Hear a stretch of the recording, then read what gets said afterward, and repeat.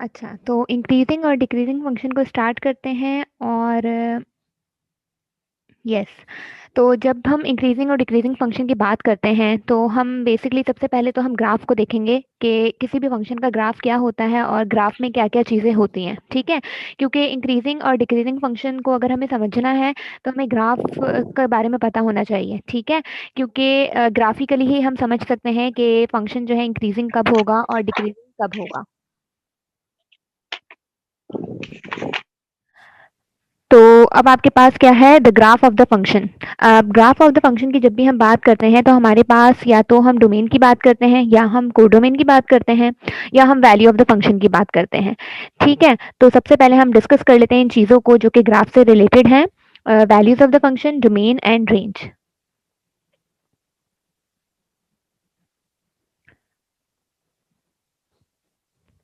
हम्म, तो आप सब लोगों को आइडिया होगा डोमेन के बारे में, रेंज के बारे में और कोडोमेन क्या होती है, इन सब के बारे में आइडिया होगा। लेकिन आज हम ग्राफिकली देखते हैं कि ये सब चीज़ें क्या होती हैं। मतलब ग्राफिकली डोमेन क्या होती है, ग्राफिकली रेंज हमें क्या शो करती है, कोडोमेन हमें क्या शो करती है और कोई भी फंक्शन ग्राफिकली हमें क्या शो करता है। ठीक है, तो सबसे पहले हम देखते हैं कि अब जैसे ये एक ग्राफ है, ठीक है? इस ग्राफ में आपको पता होना चाहिए कि 1 मिनट मैं पेन ले लूँ। यस, आपको इस ग्राफ में पता होना चाहिए कि डोमेन क्या होती है, किसी भी ग्राफ में रेंज क्या होती है और किसी भी ग्राफ में कोडोमेन क्या होती है और किसी भी ग्राफ में जो ग्राफ की जो वैल्यूज होती हैं ये हमें क्या शो करती हैं। तो अब हमारे पास ये जो हॉरिजॉन्टल एक्सिस है, एक्स एक्सिस, ये हमारे पास होती है डोमेन। ठीक है, हमेशा हॉरिजॉन्टल एक्सिस, ये जो एक्स एक्सिस होती है, इसे हम कहते हैं डोमेन ऑफ द फंक्शन। ठीक है, ये फंक्शन की डोमेन होती है। इसी तरीके से हमारे पास ये जो वर्टिकल एक्सिस होती है, जिसे हम कहते हैं वाई एक्सिस, ये हमारे पास होती है कोड डोमेन।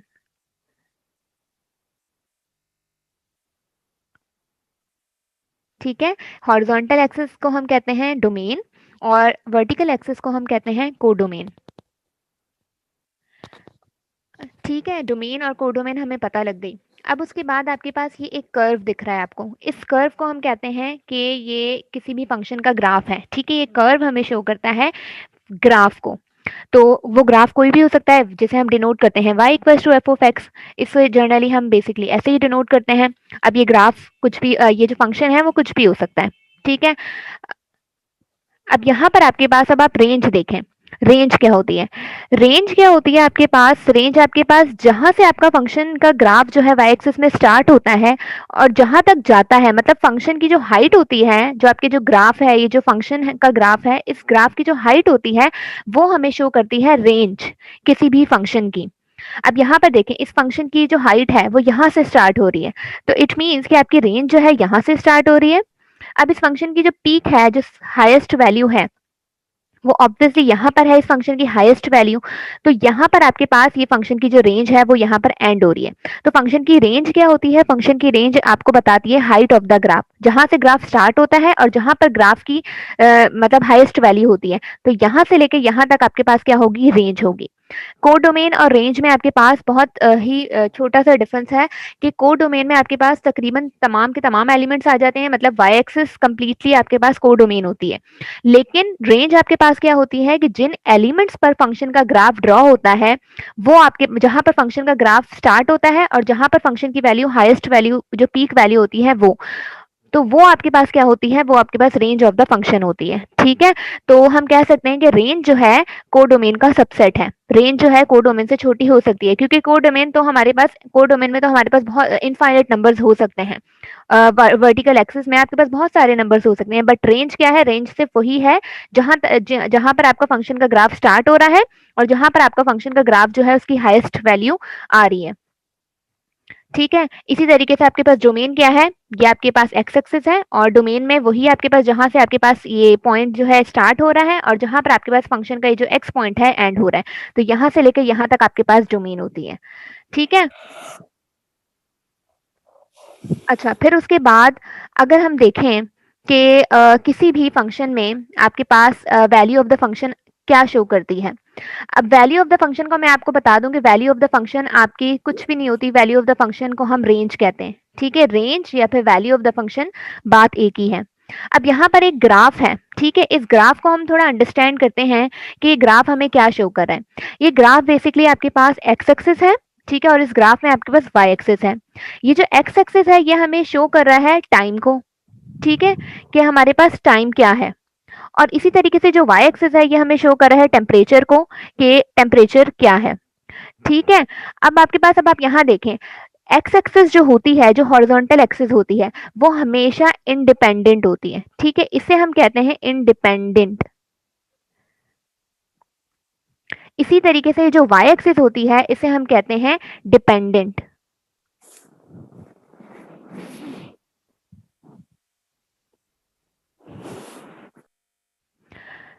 इस हॉरिजॉन्टल एक्सिस को हम इंडिपेंडेंट कहते हैं और वर्टिकल एक्सिस को इंडिपेंडेंट कहते हैं। अब यहाँ पर देखें, यहाँ आपके पास हॉरिजॉन्टल एक्सिस में क्या है, टाइम है, और वर्टिकल एक्सिस में क्या है, टेम्परेचर है। मैंने इस एक्सिस को इंडिपेंडेंट और इस एक्सिस को डिपेंडेंट क्यों कहा, क्योंकि यहाँ देखें टाइम आपके पास क्या है, इंडिपेंडेंट क्वांटिटी है। टाइम किसी चीज पर डिपेंड नहीं करता, ठीक है? टाइम जो है किसी चीज के लिहाज से चेंज नहीं होता, time is in independent quantity. जबकि टेम्परेचर जो है वो डिपेंड करता है बहुत सारी चीजों पर, जबकि यहाँ पर टेम्परेचर डिपेंड कर रहा है टाइम पर, ठीक है? तो टाइम क्या है, आपके पास डिपेंडेंट क्वांटिटी है, और हमेशा हमारे पास जो डिपेंडेंट क्वांटिटी होती है, डिपेंडेंट चीज होती है, उसे हम वाई एक्सिस में प्लॉट करते हैं, और जो हमारे पास इंडिपेंडेंट होती है क्वांटिटी, उसे हम एक्स एक्सिस में प्लॉट करते हैं। तो टाइम हमारे पास क्या है, इंडिपेंडेंट, क्योंकि टाइम चेंज नहीं होता with respect to something else. Time एक इंडिपेंडेंट चीज है। जबकि टेम्परेचर जो है डिपेंड किस पे करता है, टेम्परेचर डिपेंड करता है टाइम पर। टेम्परेचर टाइम के साथ साथ चेंज होता रहता है। अब यहाँ पर आपके पास फॉर एग्जांपल 1 बजे से लेकर 6 बजे तक का टाइम है, ठीक है? मतलब 1 o'clock, 2 o'clock, 3 o'clock, 4 o'clock, 5 o'clock और 6 o'clock। तो यहाँ पर टाइम दिया हुआ है 1 से 6 तक। सिमिलरली यहाँ पे टेम्परेचर आपको दिया हुआ है फ़ारेनहाइट में 0 डिग्री से लेके 40 डिग्री तक, ठीक है? 40 डिग्री फ़ारेनहाइट तक आपको टेम्परेचर दिया हुआ है। अब आप यहाँ पर देखें, आपके पास जब आपके पास 1 बजे, ये 1 o'clock को शो कर रहा है, 1 o'clock पे आपके पास कितना टेम्परेचर है, ये आपकी क्या है, डोमेन का एलिमेंट है, और ये आपके पास जो है रेंज का एलिमेंट है। अब आप यहाँ देखें 1 o'clock पे आपको टेम्परेचर क्या शो हो रहा है, यहाँ पर आपके पास 20 और 25, 30 के बीच में 25 पॉइंट आ रहा है। तो आपके पास 1 o'clock पे कितना टेम्परेचर है, 25 डिग्री फ़ारेनहाइट टेम्परेचर है। इसी तरीके से अगर हम देखें 2 o'clock पे आपके पास कितना टेम्परेचर है, 2 o'clock पे आपके पास तकरीबन, यहाँ पर आपके पास अगर हम एक्सेस में देखें तो यहाँ 34 या 35 के अराउंड वैल्यू आ रही है। तो 2 o'clock पे आपका 34 या 35 के अराउंड फ़ारेनहाइट टेम्परेचर है। इसी तरीके से 3 o'clock पे आपका टेम्परेचर कितना है, आपका टेम्परेचर है तकरीबन 30 डिग्री फ़ारेनहाइट जो है टेम्परेचर है, ठीक है? इस पॉइंट पे अगर हम वाई एक्सिस में देखें। इसी तरीके से 4 o'clock पे कितना टेम्परेचर है, 4 o'clock पे तकरीबन 25 डिग्री फ़ारेनहाइट टेम्परेचर है।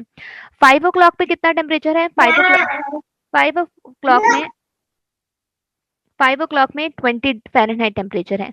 इसी तरीके से अगर हम 6 o'clock पे देखें तो 6 o'clock पे यहाँ पर आपके पास तकरीबन 19 टू 18 के अराउंड जो है टेम्परेचर है। तो यहाँ पर इस तरीके से हम किसी भी ग्राफ में देख सकते हैं कि किस पॉइंट पे फंक्शन की क्या वैल्यू है। अब ये जो मैं आपको बता रही हूँ कि 1 o'clock पे 25 फ़ारेनहाइट टेम्परेचर है, इसका क्या मतलब है? इसका मतलब है कि ये वैल्यू ऑफ द फंक्शन है, कि जब आपके पास 1 o'clock है, 1 बजे आपके पास फंक्शन की क्या वैल्यू है? 1 बजे आपके पास फंक्शन की वैल्यू है 25 डिग्री फ़ारेनहाइट। तो आपके पास ये जो पॉइंट्स होते हैं इस ग्राफ में, ये हमें शो करते हैं वैल्यू ऑफ द फंक्शन। तो जब भी हमें वैल्यू ऑफ द फंक्शन बतानी हो ग्राफ में, तो हम उस पॉइंट पे चेक करेंगे कि उस पॉइंट पे वाई एक्सिस में क्या वैल्यू आ रही है। तो अब 2 o'clock पे क्या वैल्यू है फंक्शन की, 2 o'clock पे फंक्शन की वैल्यू है तकरीबन 34 या 35 के अराउंड, ठीक है? तो इस तरीके से हम वैल्यू ऑफ द फंक्शन बता सकते हैं। जैसे फॉर एग्जाम्पल यहाँ पर आपको आपसे कुछ डिफरेंट क्वेश्चंस किए हुए हैं, find the value of the function from the graph. आपके पास क्वेश्चन आपसे पूछा है फाइंड t(1), t(3) और t(5). मतलब आपसे क्या पूछा हुआ है कि आप बताएं कि जब आपके पास 1 o'clock पे 1 बजे कितना टेम्परेचर था, इसी तरीके से 3 बजे उस वक्त कितना टेम्परेचर था, और 5 बजे कितना टेम्परेचर था। तो ये चीज आपको बतानी हो जब ग्राफिकली, तो आप ग्राफिकली कैसे बताएंगे? 1 o'clock पे आपके पास टेम्परेचर क्या है, 25, तो आप कह देंगे कि 1 o'clock पे टेम्परेचर है 25। जब आपसे कहा जाए कि 3 o'clock पे कितना टेम्परेचर है, तो आप देखेंगे 3 o'clock पे हॉरिजॉन्टल में देखेंगे 3, और वर्टिकल एक्सिस में आप देखेंगे 3 o'clock में आपके पास टेम्परेचर है 30। तो आप कह देंगे 3 o'clock पे आपके पास टेम्परेचर क्या है, 30। और सिमिलरली टी ऑफ 5 है, मतलब 5 o'clock पे आपके पास जो टेम्परेचर होगा आप वो बता देंगे। तो इस तरीके से हम किसी भी फंक्शन की वैल्यू ग्राफ में बता सकते हैं देख के। अब जैसे फॉर एग्जांपल आपके पास ये तो ग्राफ में मैंने आपको बताया, लेकिन अगर ग्राफिकली नहीं मैथमेटिकली हमसे पूछा जाए कि किसी फंक्शन की वैल्यू 1 o'clock पे, 2 o'clock पे, 3 o'clock पे क्या होगी, तो हमारे पास मैथमेटिकली फंक्शन इस फॉर्म में गिवन होगा, एक्स की टर्म में। एक्स की टर्म में कैसे गिवन होगा, for example x square plus 1। और अगर हमें पूछा जाए कि आप बताएं जब आपके पास एक्स 1 हो, मीन्स के 1 o'clock पे कितना टेम्परेचर होगा, तो आप सिंपली क्या करेंगे, एक्स की वैल्यू फंक्शन में पुट करेंगे, 1 का स्क्वायर करेंगे प्लस 1। तो 1 का स्क्वायर, 1 प्लस 1 कितने हो गए 2। तो आपके पास आपको ग्राफ बता, जो फंक्शन बता रहा है आपको, वो बता रहा है कि आपका 1 o'clock पे 2 डिग्री फ़ारेनहाइट टेम्परेचर होगा। तो ये तो जस्ट हमने मैथमेटिकली बताया इसकी वैल्यू इस फंक्शन में पुट करके। लेकिन अगर ग्राफ में पूछा जाएगा तो ग्राफ में हम कैसे बताएंगे, हम देखेंगे कि 1 o'clock मीन्स कि हमारे पास ये डोमेन का एलिमेंट है, तो हम हॉरिजॉन्टल एक्सिस में इस 1 को देखेंगे। अब इस 1 पे जो फंक्शन की जो हाइट होगी वो आपके पास क्या होगी, वो वैल्यू ऑफ द फंक्शन होगी। तो यहाँ 1 पे आपके पास जो पॉइंट आ रहा है वाई एक्सिस में, वो क्या है 25। तो इट मीन्स कि इस 1 o'clock पे जो टेम्परेचर है वो 25 है। तो इस तरीके से हम देख सकते हैं वैल्यू ऑफ द फंक्शन किसी भी ग्राफ की, या किसी भी ग्राफ में फंक्शन की। ठीक है। अच्छा, अब उसके बाद वैल्यू ऑफ द फंक्शन तो मैंने आपको बता दी कि किस तरीके से हम ग्राफ में देख सकते हैं। अब उसके बाद अगर किसी ग्राफ में हमें डोमेन देखनी हो और किसी ग्राफ में हमें रेंज देखनी हो, तो वो हम किस तरीके से देख सकते हैं। आपके पास क्वेश्चन क्या है, finding the domain and range from the graph, कि हम ग्राफ से किस तरीके से डोमेन और रेंज फाइंड कर सकते हैं। मैथमेटिकली भी कर सकते हैं, बट ग्राफ में किस तरीके से कर सकते हैं, ग्राफ में हम इस तरीके से कर सकते हैं कि यहाँ देखें आपके पास ये एक कर्व जा रहा है। ठीक है, ये कर्व आपके पास क्या है, कोई भी एक फंक्शन है। किसी भी ग्राफ को अगर हम प्लॉट करते हैं तो हमारे पास डिफरेंट टाइप के कर्व्स बन सकते हैं। तो आपके पास समझे ये एक कर्व है, किसी भी फंक्शन का ग्राफ है। अब इस ग्राफ में डोमेन मैंने आपको बताया कि डोमेन क्या होती है, डोमेन होती है एक्स एक्सिस, हॉरिजॉन्टल एक्सिस। तो यहाँ पर आपके पास हॉरिजॉन्टल एक्सिस में ये ग्राफ क्या शो कर रहा है, ये ग्राफ -2 से 2 तक आ रहा है। तो इट मीन्स कि इस कर्व की, इस फंक्शन की जो डोमेन है वो -2 से 2 तक है। ठीक है, ये हॉरिजॉन्टल एक्सिस है, तो इट मीन्स कि हम डोमेन, हमारे पास हॉरिजॉन्टल एक्सिस होती है, तो इसका जो -2 है और 2, यानी कि ये ग्राफ जो है -2 से 2 तक है। और इंटरवल क्या है, क्लोज इंटरवल है। क्लोज इंटरवल हमने क्यों लिया, क्योंकि आपके पास ये -2 भी इंक्लूडेड है इस कर्व के अंदर और 2 भी इंक्लूडेड है, तो इसीलिए हमने क्लोज इंटरवल लिया है। क्योंकि मैंने आपको इंटरवल का बताया था कि जब आपके पास क्लोज इंटरवल होता है तो ये जो बाउंड्री वैल्यूज होती हैं, जो कि स्टार्ट और एंड का पॉइंट होता है, ये भी इंक्लूडेड होता है। तो इसीलिए मैंने यहाँ पर क्लोज इंटरवल लिखा है। इसी तरीके से ये तो हमने डोमेन बता दी। ठीक है, अब हम रेंज कैसे बताते हैं, रेंज मैंने आपको बताया है कि हाइट ऑफ द ग्राफ होती है, ग्राफ की कितनी हाइट है। तो आपके ग्राफ यहाँ से स्टार्ट हो रहा है, मीन्स के फर्स्ट पॉइंट ये है और इसका जो हाईएस्ट पॉइंट है वो ये है। तो आपकी रेंज यहाँ से लेके यहाँ तक है। तो रेंज क्या हो गई, रेंज आपकी स्टार्ट हो रही है 0 से, क्योंकि आपके पास वाई एक्सिस में यहाँ जो होगा वो 0 पॉइंट है। ठीक है, और यहाँ पर आपके पास 1 पॉइंट है और यहाँ आपके पास 2 है फॉर एग्जाम्पल। तो आपकी रेंज जो है वो 0 से लेके 2 तक है। तो रेंज आपकी क्या हो गई, 0 से लेके 2 तक। तो हॉरिजॉन्टल एक्सिस में आपके पास डोमेन के एलिमेंट्स होते हैं और वर्टिकल एक्सिस में रेंज के एलिमेंट्स होते हैं। ठीक है, तो इस तरीके से हम ग्राफ के थ्रू बता सकते हैं कि what is the domain of the function and what is the range of the function. ठीक है, अब हम आते हैं हम अपने टॉपिक की तरफ, इंक्रीजिंग एंड डिक्रीजिंग फंक्शन। देखें, इसके नाम से ही आपको पता लग रहा है कि इंक्रीजिंग फंक्शन क्या होगा और डिक्रीजिंग फंक्शन क्या होगा। इंक्रीजिंग फंक्शन क्या होगा कि जब आपका ग्राफ जो है इंक्रीज हो रहा हो तो आपके पास इंक्रीजिंग फंक्शन होगा। और डिक्रीजिंग फंक्शन क्या होगा कि जब आपका ग्राफ जो है डिक्रीज हो रहा हो। अब यहाँ पर देखें आपके पास ये एक ग्राफ है। ठीक है, इस ग्राफ में आप देखें कहीं पर हमारे पास जो है ये फंक्शन की वैल्यू है y equals to f of x. अब कहीं पर ये ग्राफ जो है, ये फंक्शन जो है वो इंक्रीज हो रहा है, कहीं पर ये फंक्शन डिक्रीज हो रहा है और कहीं पर ये फंक्शन इंक्रीज हो रहा है। यहाँ पर अगर आप देखें a और b के बीच में, ए पॉइंट है और बी पॉइंट है, इन पॉइंट्स के बीच में फंक्शन का ग्राफ क्या हो रहा है, फंक्शन क्या हो रहा है, इंक्रीज हो रहा है। फंक्शन की वैल्यूज जो है कंटिन्यूसली इंक्रीज हो रही हैं। फंक्शन की यहाँ वैल्यू थी कुछ और, यहाँ पर जाहिर इससे बड़ी होगी, फिर यहाँ पर फंक्शन की वैल्यू उससे बड़ी होगी, तो यहाँ पर आपके पास फंक्शन की वैल्यूज जो है इंक्रीज हो रही हैं। यानी कि आपका जो फंक्शन है वो इंक्रीजिंग फंक्शन है इन दो पॉइंट्स के बीच में, ए और बी के बीच में। ठीक है, इसी तरीके से आपके पास फंक्शन जो है बी और सी के बीच में डिक्रीजिंग फंक्शन है, मीन्स के यहाँ पर फंक्शन की वैल्यूज क्या हो रही हैं, डिक्रीज हो रही हैं। तो इसीलिए हमने कह दिया कि फंक्शन क्या है, डिक्रीजिंग है। सिमिलरली अब आप सी से डी तक देखें तो फंक्शन की वैल्यूज क्या हो रही है, इंक्रीज हो रही है। मतलब यहाँ पर फंक्शन की वैल्यू कुछ और थी, यहाँ पर इससे ज्यादा होगी, यहाँ पर इससे ज्यादा, तो इस तरीके से फंक्शन जो है इंक्रीजिंग है। तो हम कह सकते हैं कि the graph here shows rises and falls. अब यहाँ ए से बी तक आपके पास फंक्शन क्या हो रहा है, इंक्रीज हो रहा है, यानी कि फंक्शन राइज हो रहा है। इसी तरीके से बी से सी तक फंक्शन क्या हो रहा है, डिक्रीज हो रहा है या फिर फॉल हो रहा है।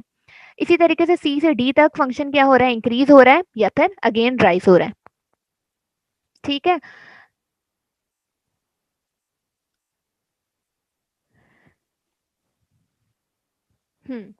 तो अब हम कह सकते हैं कि इस ग्राफ के थ्रू, जो मैंने आपको पीछे ग्राफ दिखाया है, इस ग्राफ के थ्रू हम बता सकते हैं कि फंक्शन इंक्रीजिंग कब होगा और फंक्शन डिक्रीजिंग कब होगा। The function is said to be increasing when its graph rises. जब फंक्शन है उसका ग्राफ राइज होगा तो हम कहेंगे कि फंक्शन क्या है, इंक्रीजिंग फंक्शन है। सिमिलरली जब आपके पास फंक्शन का ग्राफ फॉल होगा, ठीक है, तो आपके पास फंक्शन क्या होगा, उस वक्त डिक्रीजिंग फंक्शन होगा। तो हमें इंक्रीजिंग फंक्शन क्या है, when its graph rises then function will be increasing, और when graph will fall then the function will be decreasing. तो हम बता सकते हैं कि इस तरीके से फंक्शन इंक्रीज कब होगा और फंक्शन डिक्रीज कब होगा। लेकिन ये तो हमने ग्राफ में बताया है, ठीक है, तो इसकी मैथमेटिकल डेफिनेशन देख लेते हैं। ये तो जस्ट हमने ऐसे ही बता दिया कि जब फंक्शन का ग्राफ जो है राइज होगा तो वो इंक्रीजिंग होगा, और फंक्शन का ग्राफ जब फॉल होगा तो वो डिक्रीजिंग होगा। लेकिन मैथमेटिकली हम इंक्रीजिंग और डिक्रीजिंग फंक्शन को किस तरीके से बता सकते हैं वो हम देख लेते हैं। ठीक है, ये आपके पास है mathematical definition of increasing function. ठीक है, इंक्रीजिंग फंक्शन की मैथमेटिकल डेफिनेशन क्या है कि f is increasing on an interval i if f of x1 is less than f of x2 whenever x1 is less than x2 in interval। ठीक है, अब आपके पास ये डेफिनेशन क्या है और ये इसको हम समझ लेते हैं ग्राफ के थ्रू। यहाँ पर आपके पास अगेन एक्स एक्सिस है और ये आपके पास क्या है, वाई एक्सिस है। यहाँ पर आपके पास x1 कोई ना कोई पॉइंट होगा, x2 आपके पास कोई ना कोई पॉइंट होगा, और ये कर्व आपके पास एक फंक्शन है। अब इस पॉइंट पे आपके पास जो फंक्शन की वैल्यू होगी वो होगी एफ ऑफ x1। सिमिलरली इस पॉइंट x2 पे जो फंक्शन की वैल्यू होगी वो होगी एफ ऑफ x2। यहाँ पर वही सेम x1 आपके पास कुछ भी हो सकता है, जैसे x1 आपके पास 1 हो गया, x2 आपके पास फॉर एग्जाम्पल 2 हो गया, कोई भी पॉइंट हो सकते हैं, ये आपके डोमेन के पॉइंट्स हो सकते हैं। तो अभी हमने जस्ट x1 कह दिया इसको और x2 कह दिया। अब ऑब्वियसली आपके पास ये पॉइंट जो होगा वो छोटा होगा इस पॉइंट से। यहाँ 1 है और यहाँ 2 है, तो आपको पता है कि जो 2 पॉइंट है इस 1 से छोटा है, तो x1 जो है छोटा होगा इस पॉइंट से। तो हम कह देंगे कि x1 जो है x2 से जब छोटा होगा।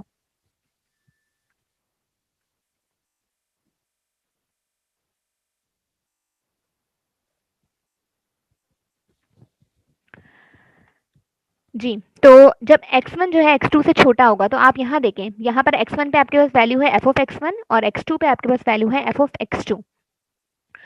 ये हो गई f ऑफ x2। अब आप यहाँ देखें, यहाँ फंक्शन की वैल्यू क्या है, कम है, और यहाँ पर फंक्शन की वैल्यू जो है वो ज्यादा है। क्योंकि आपको पता है जैसे जैसे आपके पास ग्राफ इंक्रीज होता जाएगा फंक्शन की वैल्यूज भी जो है इंक्रीज होती जाएंगी। क्योंकि आपको पता है कि जो ये फंक्शन की वैल्यू होती है ये ग्राफ की हाइट पर डिपेंड करती है। जितनी ग्राफ की हाइट होगी उतनी ही आपकी फंक्शन की वैल्यू होगी। तो आपके पास इस ग्राफ का हाइट ज्यादा है यहाँ पर, तो आपके पास ऑब्वियसली इस फंक्शन की वैल्यू ज्यादा होगी। तो हम कह सकते हैं कि जब x1 x2 से छोटा हो और जब आपके पास f ऑफ x1 जो वैल्यू ऑफ द फंक्शन है x1 पे वो छोटी हो f ऑफ x2 से, ठीक है, तो आपके पास उस वक्त फंक्शन क्या होगा, इंक्रीज होगा। ठीक है, तो इसकी कंडीशन क्या होगी कि जब x1 x2 से छोटा हो और value of the function at x1 is less than value of the function at x2। जब आपके पास ये कंडीशन हो तो आपके पास फंक्शन क्या होगा, इंक्रीजिंग फंक्शन होगा। ठीक है, क्योंकि फंक्शन कंटिन्यूसली इंक्रीज हो रहा है तो ऑब्वियसली आपको पता है कि यहाँ पर पॉइंट फंक्शन की जो वैल्यू होगी वो कम होगी और यहाँ पर आपके पास फंक्शन की वैल्यू ज्यादा होगी। तो ये वैल्यू ज्यादा होगी इससे, तो एफ ऑफ x2 जो है ग्रेटर होगा एफ ऑफ x1 से। तो जब F of x2 F of x1 से ग्रेटर हो, when ever x1 is less than x2, तो उस वक्त आपके पास फंक्शन का ग्राफ जो होगा या फंक्शन जो होगा वो इंक्रीजिंग फंक्शन होगा। ठीक है, तो ये है इसकी कंडीशन इंक्रीजिंग फंक्शन की। मैथमेटिकली हम इसको ऐसे कह सकते हैं कि फंक्शन इंक्रीजिंग जब होगा जब फंक्शन की value at x1 less than हो फंक्शन की वैल्यू एट x2, जब आपके पास x1 जो है x2 से लेस हो। ठीक है, उसके बाद हम देख लेते हैं डिक्रीजिंग फंक्शन की डेफिनेशन। ठीक है, डिक्रीजिंग फंक्शन की डेफिनेशन क्या है, a function is decreasing on an interval i if f of x1 greater than f of x2 whenever x1 is less than x2 in an interval। अब इसका क्या मतलब है, अगेन x1 आपके पास एक पॉइंट है, x2 आपके पास कोई ना कोई पॉइंट है। फॉर एग्जांपल x1 आप 1 ले लेते हैं और x2 आप 2 ले लेते हैं, तो आपको पता है कि x1 ऑब्वियसली छोटा होगा x2 से, ठीक है। और यहाँ पर आप अगर आप इस तरह का ग्राफ है आपके पास, तो यहाँ पर x1 की जो वैल्यू है वो यहाँ पर है, और ऑब्वियसली आपको पता है कि ये वैल्यू जो है ग्रेटर है, और यहाँ पर आपके पास x2 पे फंक्शन की जो वैल्यू है f ऑफ x2 है और ये वैल्यू छोटी है। तो जब आपके पास f ऑफ x1 ग्रेटर हो f ऑफ x2 से, तो आपके पास जो फंक्शन होगा वो डिक्रीजिंग फंक्शन होगा, ठीक है। डिक्रीजिंग फंक्शन की क्या कंडीशन है कि जो फंक्शन की वैल्यू है एट x1 वो हमेशा बड़ी होगी x2 से, f ऑफ x2 से, ठीक है। तो f function is decreasing on an interval I if f of x1 greater than f of x2 whenever x1 is less than x2। तो ये आपके पास डिक्रीजिंग फंक्शन की कंडीशन है, ठीक है। तो इंक्रीजिंग और डिक्रीजिंग फंक्शन है ये। अब उसके बाद मैम यस एक क्वेश्चन है मैम। जी क्या पूछना है? मैम पिछली स्लाइड में मैम x1 यहाँ पे जो है ना हॉरिजॉन्टल है, ठीक है, यहाँ x कोई भी हॉरिजॉन्टल है, तो फर्स्ट जो x1 वो हॉरिजॉन्टल में कम है और सेकंड है वो हॉरिजॉन्टल में ज्यादा है, तो वैल्यू उसकी कैसे छोटी होगी? वैल्यू इसकी यहाँ पर आपके पास अगर आप इस ग्राफ को देखें, ठीक है, फॉर एग्जांपल आपके पास इस टाइप का फंक्शन का ग्राफ बन रहा है, तो यहाँ पर आपके पास मैंने आपको क्या बोला, वैल्यू ऑफ द फंक्शन क्या होती है, फंक्शन की जो वैल्यू होती है। तो यहाँ पर आपके पास, वैल्यू यहाँ पर देखें फंक्शन की वैल्यू x1 से यहाँ पर आ रही है, f of x1 value of the function यहाँ है। तो यहाँ पर अगर आप y एक्सिस में देखें तो ये वैल्यू क्या है, ऑब्वियसली ज्यादा है, ज्यादा है, ठीक है। और अगर आप यहाँ पर देखें f ऑफ x2 की ये हाइट है, तो यहाँ पर अगर आप y एक्सिस में देखें इसकी वैल्यू ये कम है। तो मैम हॉरिजॉन्टल में तो ज्यादा है ना? हॉरिजॉन्टल में हमने नहीं देखना ना, हम फंक्शन की जो वैल्यू देखते हैं वो हम वर्टिकल में देखते हैं। हम डोमेन की वैल्यूज हॉरिजॉन्टल में देखते हैं, जो हमारी रेंज या फिर हमारी फंक्शन की वैल्यू होती है वो हम वर्टिकल एक्सिस में देखते हैं। रेंज मैम, ओके मैम, जी ठीक है। तो यहाँ पर हम थैंक फंक्शन यू की वैल्यू y एक्सिस से मैम देखेंगे। यस सेम क्वेश्चन इस तरह से है कि अगर हमारा कोई फंक्शन है वो पैरेलल टू एक्स एक्सिस है हम्म और उसकी जो रेंज है वो सेम है, तो उस वक्त वो उसकी एक्स की वैल्यू तो डिफर होगी लेकिन एफ ऑफ एक्स की वैल्यू तो डिफर नहीं होगी, तो उस वक्त क्या वो डिक्रीजिंग होगा, इंक्रीजिंग होगा या फिर कुछ भी नहीं होगा? बिल्कुल सही क्वेश्चन पूछा आपने।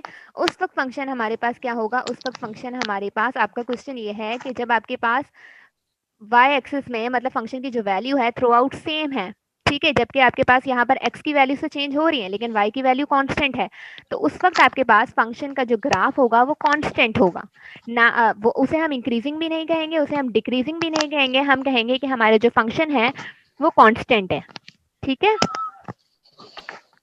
अच्छा, ओके मैम। ठीक है, अब यहाँ पर मैं आपको एक्सप्लेन कर देती हूँ, वही कांस्टेंट फंक्शन भी आपको यहीं पर ही एक्सप्लेन कर देती हूँ। फॉर एग्जांपल अब हमारे पास एक एग्जांपल है, इस एग्जांपल में हम देखते हैं कि कहाँ पर हमारे पास फंक्शन जो है इंक्रीजिंग है और कहाँ पर हमारे पास फंक्शन जो है वो डिक्रीजिंग है।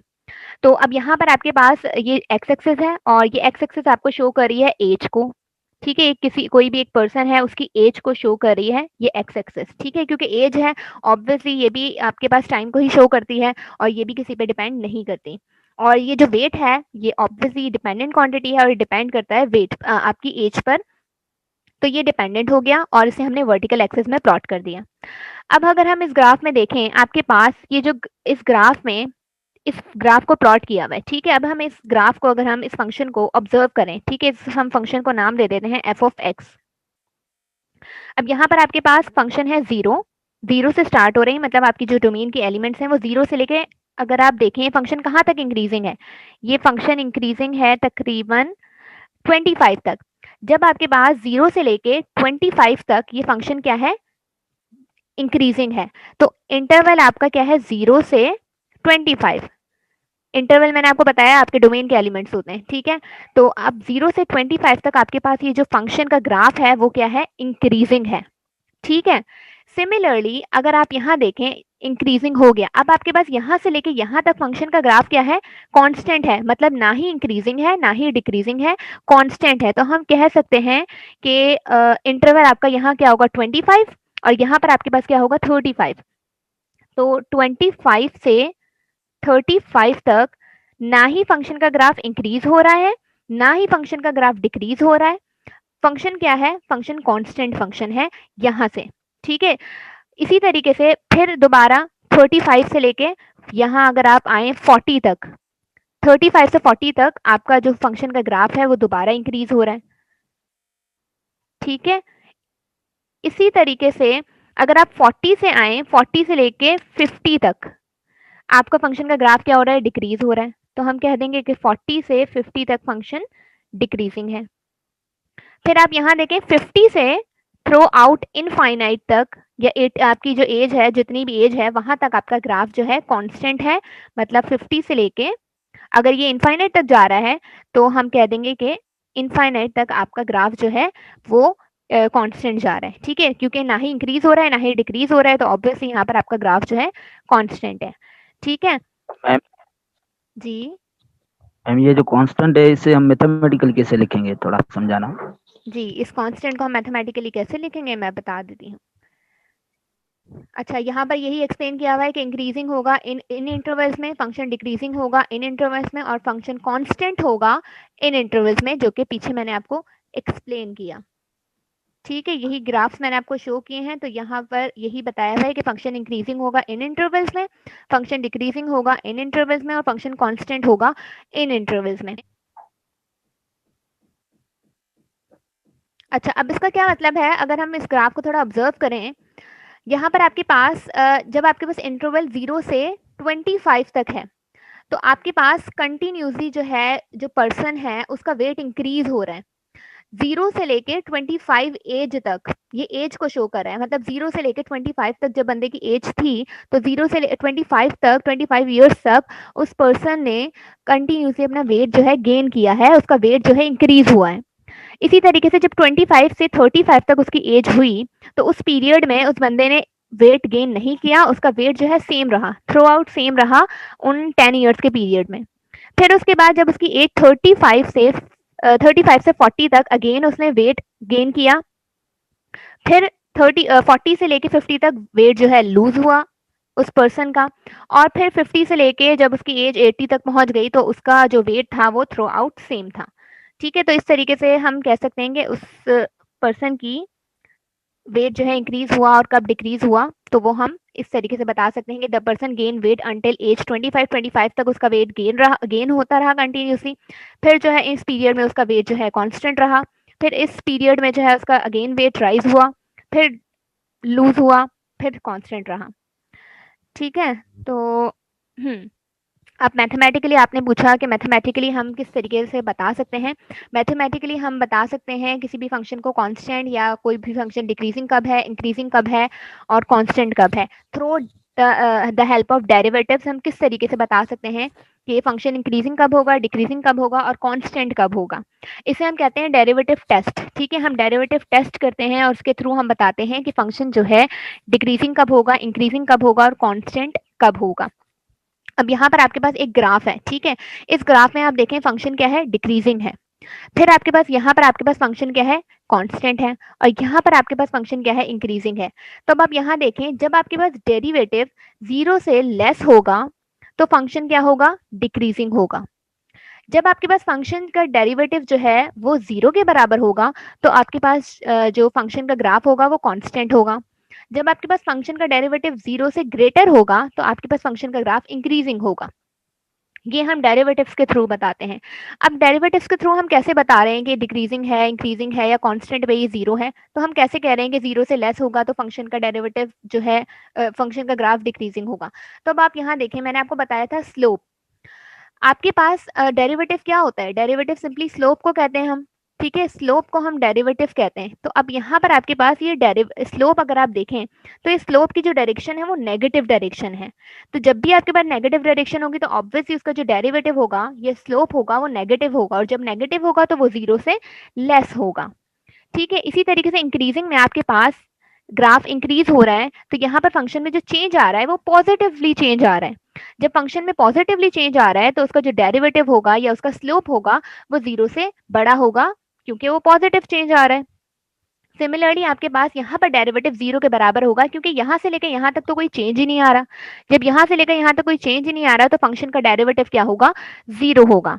क्यों? क्योंकि यहाँ पर कोई चेंज नहीं आ रहा। और मैंने आपको जब फंक्शन की डेरिवेटिव्स की जब डेफिनेशन बताई, ग्राफिकली जो बताया था डेरिवेटिव, उसमें मैंने आपको बताया था कि जब भी आपके पास किसी लाइन का स्लोप या कोई भी लाइन हॉरिजॉन्टल एक्सिस के पैरेलल आ जाती है तो उसका स्लोप 0 हो जाता है। तो यहाँ पर आपके पास डेरिवेटिव भी हम स्लोप की अगर हम टर्म में लें तो आपके पास डेरिवेटिव इसीलिए 0 हो रहा है। क्यों? क्योंकि ये लाइन जो है पैरेलल आ रही है हॉरिजॉन्टल एक्सिस के, और जब कोई लाइन हॉरिजॉन्टल एक्सिस के पैरेलल आ जाती है तो उसका स्लोप भी 0 हो जाता है। तो इसीलिए हम कहते हैं कि कांस्टेंट फंक्शन पे आपका जो डेरिवेटिव होता है वो 0 होता है। ठीक है। अच्छा, फिर उसके मैम यस मैम अगर स्लोप इंफिनिटी हो तो? स्लोप इन्फिनिटी हो तो आपके पास वाई एक्सिस के पैरेलल होगा वो लाइन। अगर कोई भी लाइन उसका स्लोप अगर आपको देखना हो, फॉर एग्जांपल एक ये लाइन है, इसका स्लोप क्या होगा, तो अगर ये लाइन वाई एक्सिस के पैरेलल है तो इस लाइन का स्लोप क्या होगा? इन्फिनिटी होगा। क्योंकि आप यहाँ देखें ना, आपके पास एक ये लाइन है, हम स्लोप किसे कहते हैं? स्टीपनेस को। अब इस लाइन की कुछ ना कुछ स्टीपनेस होगी, जबकि इस लाइन की स्टीपनेस इस लाइन से कम होगी। अब इस लाइन की स्टीपनेस बिल्कुल हॉरिजॉन्टल एक्सिस के पैरेलल आ गई, इट मींस कि इसकी स्टीपनेस है ही नहीं। जबकि अगर हम इसकी स्टीपनेस, इस लाइन की स्टीपनेस थोड़ा सा और करें तो इसकी स्टीपनेस क्या है? बहुत ज्यादा है। और जब हम बिल्कुल स्ट्रेट लाइन ड्रॉ कर देंगे तो अब अभी हमारे पास क्या हो गई? इसकी स्टीपनेस इनफाइनाइट पे चली गई। मतलब हमें नहीं पता कि इसकी कितनी ज्यादा स्टीपनेस है, तो हमने कह दिया कि इसकी स्टीपनेस क्या है? इनफाइनाइट है। तो हॉरिजॉन्टल एक्सिस पे किसी भी लाइन का, अगर कोई भी लाइन हॉरिजॉन्टल एक्सिस के पैरेलल होती है तो वहां स्लोप 0 होता है, और अगर कोई भी लाइन वर्टिकल एक्सिस के पैरेलल होती है तो उसका स्लोप इनफाइनाइट पे चला जाता है। मैम यस मैम जो स्लोप होता है वो वाई एक्सिस के अगर पैरेलल हो तो उसका स्लोप तो 90 डिग्री आता है ना? वो तो एंगल होता है ना, अच्छा, एंगल होता है। वो तो थीटा होता है। अगर ठीक है, टेंजेंट थीटा एक्स, थोड़ी होता है, स्लोप तो अच्छा टेन थीटा होता है। ठीक ठीक। ठीक है। अच्छा, अब उसके बाद अगेन जो मैंने पीछे आपको एक्सप्लेन किया कि फंक्शन का डेरिवेटिव जब 0 से लेस होगा तो फंक्शन क्या होगा? इंक्रीजिंग होगा, और फंक्शन का डेरिवेटिव 0 से लेस होगा तो फंक्शन डिक्रीजिंग होगा, और अगर फंक्शन का डेरिवेटिव 0 होगा तो फंक्शन क्या होगा? कांस्टेंट होगा। ठीक है, ये वही पीछे मैंने जो आपको एक्सप्लेन किया है वही चीज लिखी हुई है इन टर्म ऑफ वर्डिंग। ठीक है। अच्छा, अब ये चीज आप देखें कि यहाँ पर कुछ ग्राफ्स हैं। अब हमने इंक्रीजिंग समझ लिया, डिक्रीजिंग समझ लिया, और हमने कांस्टेंट भी देख लिया। अब अब हम देखते हैं कि फंक्शन जो है स्ट्रिक्टली इंक्रीजिंग कब होगा। मैम यस एक्चुअली जो स्लोप होता है वो क्या होता है? स्लोप आपके पास स्टीपनेस को कहते हैं हम, राइज ओवर रन। देखें, स्लोप आपके पास क्या होता जी है कि कितना आपने हॉरिजॉन्टल डिस्टेंस कवर किया और कितना आपने वर्टिकल डिस्टेंस कवर किया। जैसे जी आपके पास एक ये लाइन है, अगर आपने इस लाइन का स्लोप बताना है, मीन्स कि एम आपने बताना है, या फिर एम को हम कहते हैं टेंजेंट थीटा आपने बताना है।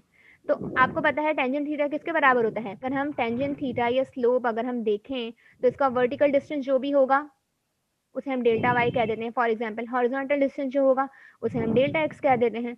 तो आपके पास स्लोप ये होता है, स्लोप कहते हैं स्टीपनेस को। ठीक है, किसी भी लाइन की क्या स्टीपनेस है। ठीक मैम। ठीक है, तो स्लोप को हम एम जी से भी बिल्कुल। डिनोट कर सकते हैं, टेंजेंट थीटा से भी डिनोट कर सकते हैं। अच्छा, फिर उसके बाद इंक्रीजिंग फंक्शन और strictly increasing function, decreasing function, strictly decreasing function. अब आपके पास इंक्रीजिंग फंक्शन भी आपको पता लग गया, डिक्रीजिंग फंक्शन भी पता लग गया, लेकिन अब हम इनको थोड़ा सा और जो है डीप में जाते हैं कि अगर आपके पास कुछ इस तरह के ग्राफ्स हों तो इस तरह के ग्राफ्स में हम किसे इंक्रीजिंग कहेंगे, किसे डिक्रीजिंग कहेंगे, किसे स्ट्रिक्टली इंक्रीजिंग कहेंगे और किसे स्ट्रिक्टली डिक्रीजिंग कहेंगे।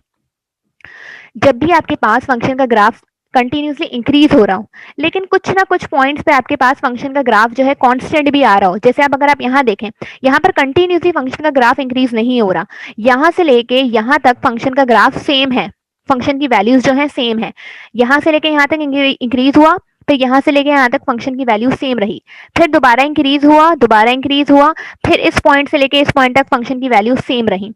तो फंक्शन का ग्राफ इंक्रीज तो हो रहा है, मतलब कोई भी ऐसा पॉइंट नहीं है जहां पर फंक्शन का ग्राफ डिक्रीज हो रहा है, लेकिन यहाँ पर आपके पास कुछ पॉइंट्स ऐसे भी हैं जहां पर आपके पास फंक्शन का ग्राफ जो है कांस्टेंट भी आ रहा है।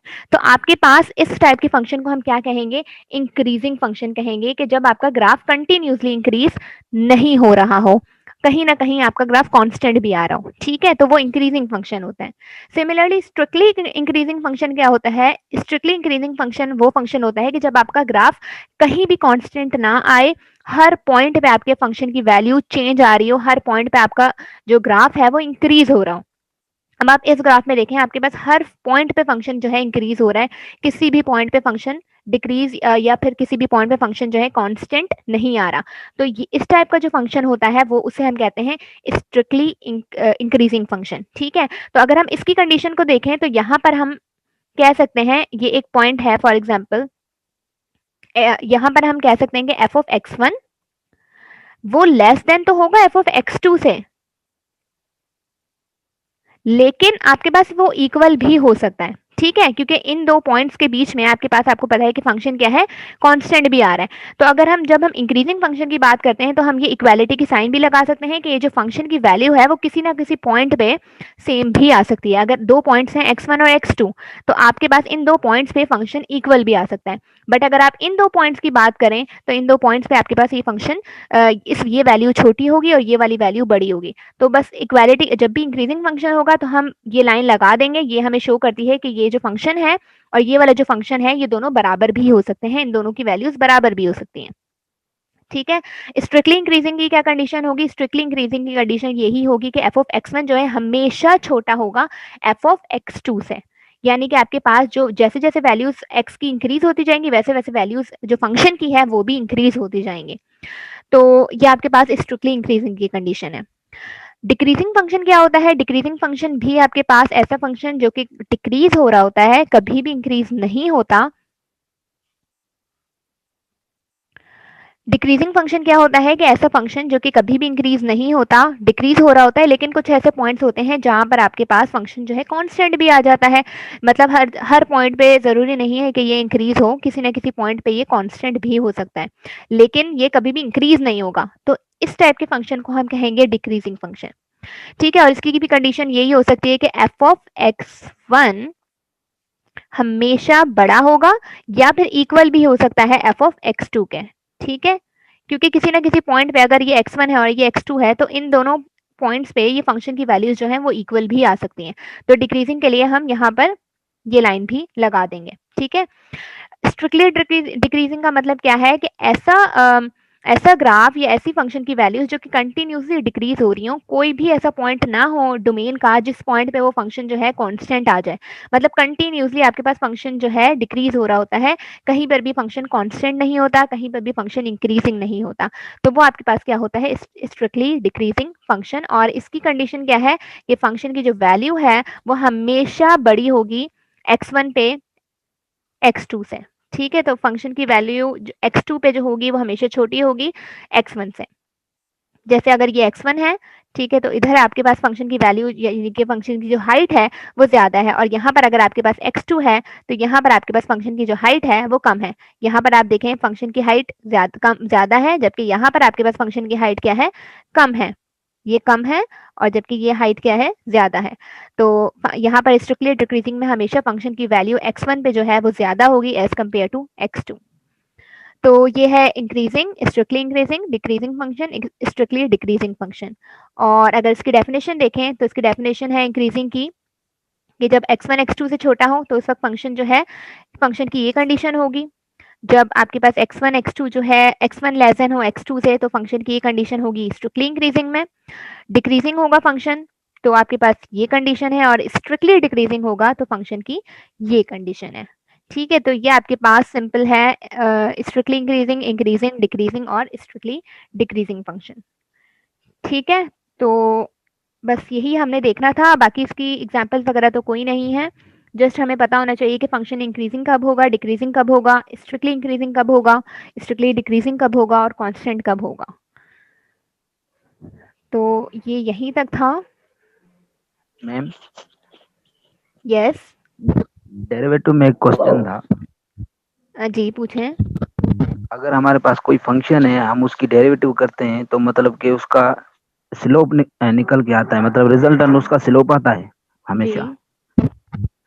तो हमारे पास अगर मैं ये कहूँ एक्स क्यूब, ठीक है, तो अगर मैं उसकी फर्स्ट डेरिवेटिव करूं तो उसका स्लोप निकलेगा वहीं, और उसका फिर ग्राफ ग्राफ तो फिर एक अलग तरीके का बन रहा है। वो क्यों? वो तो स्लोप होना चाहिए ना। वेट एक इस मिनट। अच्छा ये मैं स्टॉप कर दूं अगर यहाँ। वेट मैं इसको स्टॉप करती हूँ। और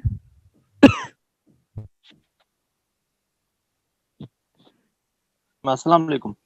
जी वेट मैं आपका भी क्वेश्चन पूछती हूँ। पहले मैं जो पूछा है क्वेश्चन उसका आंसर कर दूँ। आपने कहा कि y equals to x cube है और इसका स्लोप तो आएगा, इसका जो डेरिवेटिव आएगा वो 3x स्क्वायर आएगा। ठीक है। अब ग्राफिकली आपने पूछा जी। दोनों को ग्राफिकली रिप्रेजेंट करें तो दोनों का एक ग्राफ बनेगा, ठीक है। ठीक है। अगर हमें लिखना चाहिए कि एक्स क्यूब का जो ग्राफ बनना चाहिए वो तो स्टीपनेस होनी चाहिए ना, हम्म। तो फिर वहां पर स्टीपनेस नहीं बन रही, कुछ और ग्राफ बन रहा है, कुछ कर्व वगैरह बन रहा है। वो तो समझें कि क्यों फंक्शन वहां इसका पर इसका कर्व। जो ग्राफ होगा ना एक्स क्यूब का, इसका ग्राफ समथिंग इस टाइप का ग्राफ बनेगा। तो समझ में आ गया। ठीक है। इसका ये कांस्टेंट जी। ये इसका ग्राफ है एक्स क्यूब, मतलब इसका ग्राफ जो है कंटिन्यूसली इंक्रीज हो रहा होता है। अगर मैं इसकी डेरिवेटिव करूं हम्म। तो फिर जो उसका रिजल्ट निकलेगा वो उसकी स्टीपनेस होगी, मतलब कि नीचे हमने इसकी डेरिवेटिव की है हम्म। 3x। अगर हम इसका ग्राफ ड्रा करें तो वो कैसा होगा? इसका ग्राफ देखिए, हम हमेशा ग्राफ जो है डेरिवेटिव का ड्रॉ नहीं करते, हम फंक्शन का ग्राफ ड्रॉ करते हैं। ठीक है। अब उस फंक्शन में किसी ना किसी पॉइंट पे जो भी चेंज आ रहा होता है वो उसका डेरिवेटिव होता है ना। जैसे जैसे हमारा फंक्शन का ग्राफ इंक्रीज हो रहा होता है वैसे वैसे उसमें चेंज इंक्रीज हो रहा होता है। जैसे अब टेम्परेचर है, टेम्परेचर क्या होता है, टाइम के साथ साथ चेंज होता रहता है, तो वो क्या है, डेरिवेटिव उसके साथ साथ इंक्रीज होता रहता है ना। तो मतलब एक फंक्शन होता है उसको हम ग्राफिकली रिप्रेजेंट करते हैं और उसमें जो जो चेंज आ रहा होता है वो डेरिवेटिव हमें रिप्रेजेंट करता है ना। वो तो थियोरेटिकली हम कहते हैं ना, लेकिन हम ज्योमेट्रिकली कहते हैं कि वो स्लोपनेस है किसी टेंजेंट लाइन की। बिल्कुल। तो फिर हमारे पास वो जो ग्राफ उसकी जो डेरिवेटिव होनी चाहिए वो भी तो कोई स्लोप निकले ना, फिर उसका भी कोई और ग्राफ बन रहा है, वो क्यों? वो मैंने पूछा आपसे मैम। आप यहाँ देखें, हम जब भी डेरिवेटिव की बात करते हैं ना और किसी भी फंक्शन के डेरिवेटिव की बात करते हैं तो उसका मतलब होता है कि हम हर पॉइंट पे टेंजेंट लाइन ड्रॉ कर सकते हैं। ठीक है। हर पॉइंट पे टेंजेंट लाइन, तो हम किसी ना किसी पॉइंट पे बात करते हैं स्लोप की। अब वाई डैश आपने फर्स्ट डेरिवेटिव लिया 3x स्क्वायर, तो अब आप x पॉइंट तो आप बताएं, अगर आप x यहाँ पर 1 पुट करें तो आपका जो डेरिवेटिव आ रहा है वो क्या आ रहा है, वो आ रहा है आपका 3, 1 का स्क्वायर 3, तो आपके पास जो चेंज आ रहा है वो 3 का आ रहा है। तो हमें कोई ना कोई पॉइंट असाइन करना पड़ता है, उसके बाद फिर हम देख करेंगे उसका स्लोप क्या है। अब यहाँ पर देखें x इक्वल्स टू 1 पे इसका जो डेरिवेटिव आ रहा है वो 3 आ रहा है। इट मीन्स कि इस फंक्शन का जो स्लोप होगा एट x इक्वल्स टू 1 वो 3 होगा। ठीक है। तो जब भी हम डेरिवेटिव की बात करते हैं तो कोई ना कोई पॉइंट हमें असाइन करना पड़ता है, x की वैल्यूज हमें देनी पड़ती हैं। Thanks very much. जी। और कोई? मैम अस्सलाम वालेकुम। वालेकुम अस्सलाम। मैम अगर एक फंक्शन है वो किसी नंबर पर डिफाइन नहीं हो रहा है तो इस तरह के फंक्शन को हम किस तरह डिफाइन करेंगे, मतलब वो इंक्रीजिंग है, डिक्रीजिंग है या कांस्टेंट है वगैरह। से फॉर एग्जांपल हमारे पास एक फंक्शन है x पावर x। ठीक है।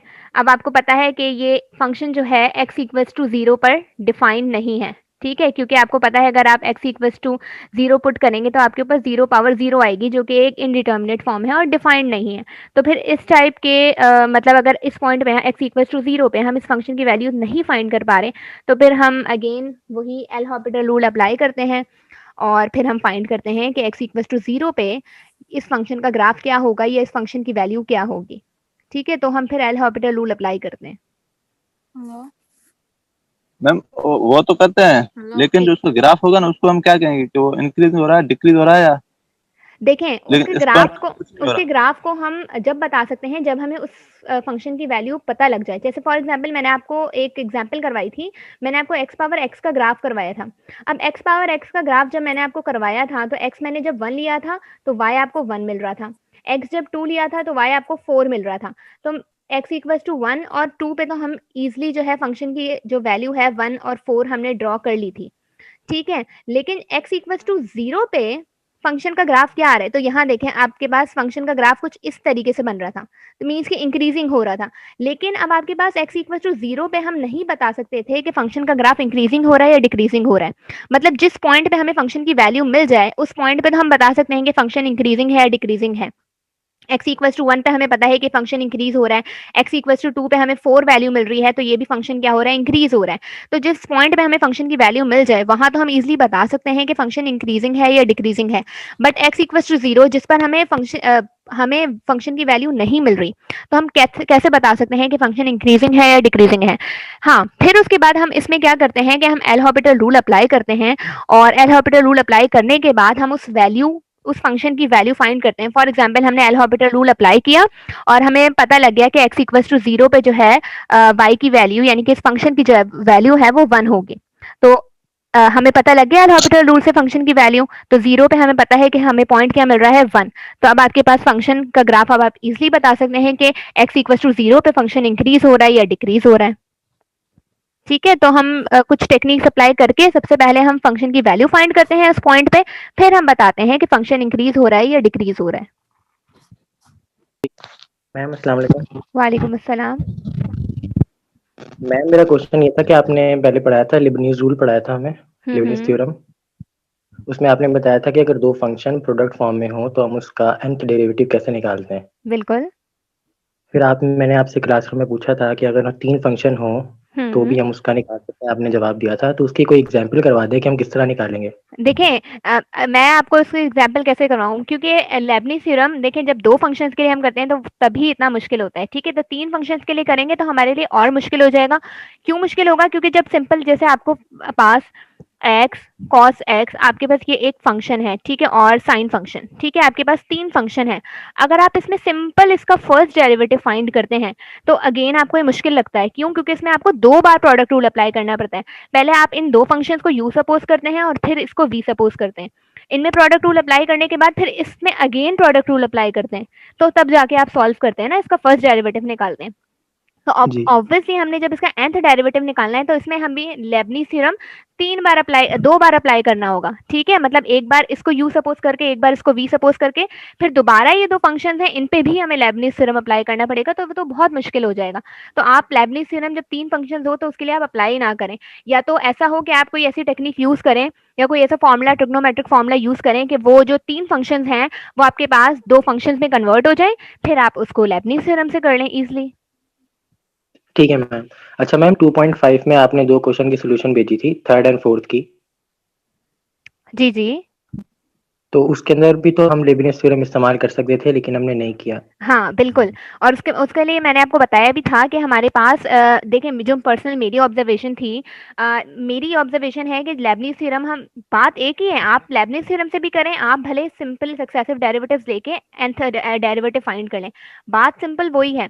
लेकिन जब आपके पास सिंपल x ln x मतलब इस टाइप के फंक्शंस आपको गिवन हो, जब आपके पास जर्नलाइज्ड वे में कोई फंक्शन गिवन ना हो, जैसे ln ax प्लस b। अब यहाँ पर तो आपके पास a और b की वैल्यूज आपको नहीं पता, ये जो कॉन्स्टेंट्स वैल्यूज हैं ये आपको नहीं पता। तो इसमें आप कोशिश करें कि इस टाइप के जब फंक्शंस हों तो आप लेबनीज़ थ्योरम उसमें अप्लाई ना करें, आप उसकी first derivative, second derivative, third derivative find करें और उसी से ही आप जर्नलाइज कर लें। लेकिन जब आपके पास इस टाइप के फॉर्म में फंक्शंस हों जिसमें आपके पास a और b की फॉर्म में फंक्शन ना हो, कांस्टेंट टर्म्स नहीं दी हुई हों, तो आप उसमें लेबनीज़ थ्योरम इजीली अप्लाई कर लें। लेकिन मसला कोई नहीं है, आप भले कर सकते हैं, आपका आंसर जो है सेम आएगा, या आपकी भले आंसर सेम भी ना आए, अकॉर्डिंग टू बुक ना आए, लेकिन जो आपकी टेक्निक है वो बिल्कुल ठीक है, कोई मसला नहीं है, ठीक है? क्योंकि ठीक बात है। एक ही है, आप सक्सेसिव डेरिवेटिव्स लें और उसके बाद nth डेरिवेटिव निकालें, या फिर आप डायरेक्ट लेबनीज़ थ्योरम अप्लाई करें, क्योंकि जो लेबनीज़ थ्योरम है वो बना ही सक्सेसिव डेरिवेटिव से ही बना है। ठीक है मैम। और क्योंकि मैम आप वो थर्ड क्वेश्चन जी, जी। वो जो जी आपने जी बताया था कि रेडिकल एक्स स्क्वायर की वैल्यू अलग होती है और एक्स स्क्वायर की रेडिकल की वैल्यू अलग होती है। ठीक है। हाँ, वो मैंने आपको बताया था। आपके पास आपने ये कहा था स्क्वायर ऑफ ये x है, square of x equals to मैंने आपको बताया था कि एब्सोल्यूट वैल्यू ऑफ x के बराबर होता है, और एक रिजल्ट था आपके पास स्क्वायर रूट ऑफ x का स्क्वायर बराबर होता है x के। ठीक है, ये दो अलग अलग रिजल्ट हैं। जब आप x की वैल्यू का स्क्वायर लेते हैं और फिर स्क्वायर रूट लेते हैं तो वो बराबर आता है एब्सोल्यूट वैल्यू के, और जब आप x की वैल्यू का स्क्वायर रूट और बाद में स्क्वायर लेते हैं तो वो x के बराबर आता है। वो क्यों बराबर आता है? क्योंकि आप रोजगार है जो ना नन्ना हूँ वर्ष में जी मैम।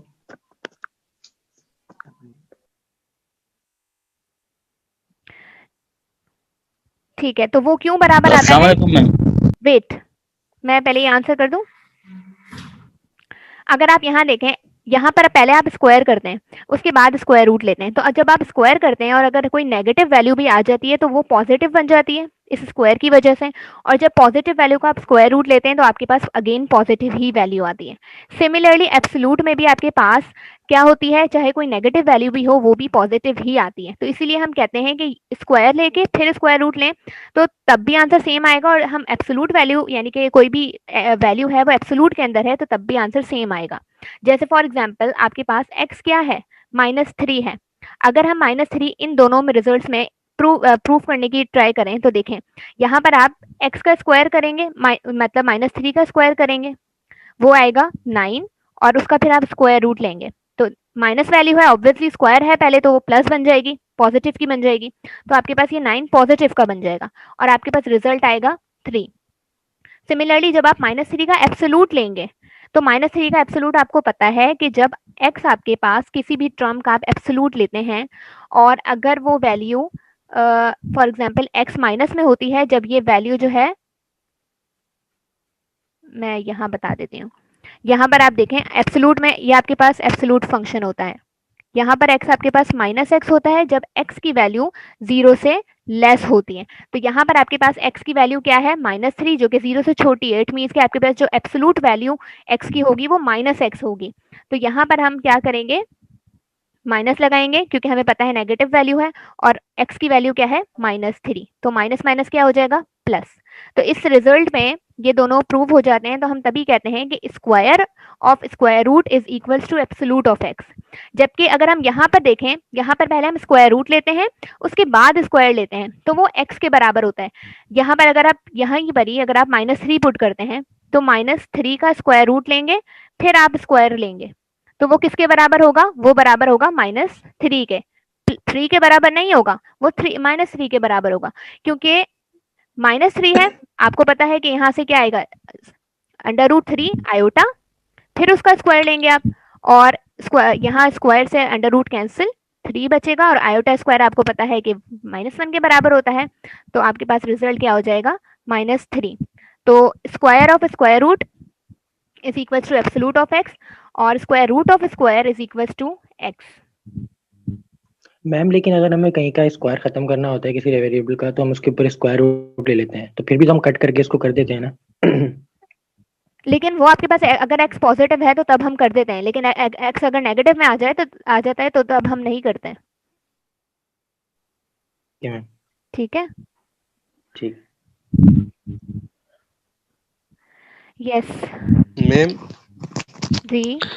मैम हमने 2.2 में एक्सरसाइज में कुछ एक्स फंक्शन देखे जो ट्रिग्नोमेट्रिक थे और लॉगरिथमिक, तो आपने तो ग्राफ बनाया जो वैल्यू होती है रियल नंबर मिलता है, किसी भी फंक्शन का रियल नंबर वैल्यू होता है तो हम पता लगा लेते हैं कि वो इंक्रीजिंग है या डिक्रीजिंग। अगर उसका वैल्यू ट्रिग्नोमेट्रिक फंक्शन में या लॉगरिथमिक फंक्शन में आए तो वो कैसे पता लगे कि वैल्यू फंक्शन इंक्रीजिंग है या डिक्रीजिंग है? अब जैसे फॉर एग्जांपल sin x का आपने कहा ट्रिग्नोमेट्रिक फंक्शन का ना, कि इसको हम कैसे बताएं कि ये फंक्शन इंक्रीजिंग है या डिक्रीजिंग है। तो देखें sin x का अगर हम ग्राफ ड्रॉ करते हैं ना, तो sin x का ग्राफ होता है ये, ठीक है, sin x का ग्राफ ऐसे होता है। तो अब यहाँ पर आपके पास, आप मुझे बताएं कि फंक्शन इंक्रीज हो रहा है या डिक्रीज हो रहा है। मैम ये साइन एक्स का आइदर ग्राफ है, इंक्रीज भी हो रहा है डिक्रीज भी हो रहा है। इंक्रीज भी हो रहा है, यहाँ इंक्रीज हो रहा है, यहाँ डिक्रीज हो रहा है, तो इस टाइप के फंक्शन को हम क्या कहेंगे? मतलब अगर एक पर्टिकुलर वैल्यू में कहना चाहें कि इंक्रीज हो रहा है या डिक्रीज हो रहा है या कांस्टेंट है तो क्या कहेंगे? Neither increasing not decreasing. Neither increasing neither decreasing. तो इस टाइप के फंक्शन के लिए हम कह सकते हैं कि ये इस फंक्शन का ग्राफ ना ही इंक्रीज हो रहा है ना ही डिक्रीज हो रहा है, तो नाइदर इंक्रीजिंग नॉर डिक्रीजिंग। ठीक है, तो साइन एक्स का ग्राफ ये होता है। इसी तरीके से कॉस एक्स का ग्राफ भी इसी टाइप का होता है। तो ये जो ट्रिग्नोमेट्रिक फंक्शंस होते हैं इनका ग्राफ ना ही इंक्रीज हो रहे होते हैं ना ही डिक्रीज हो रहे होते हैं, तो हम कह देते हैं नाइदर और इंक्रीजिंग नाइदर डिक्रीजिंग।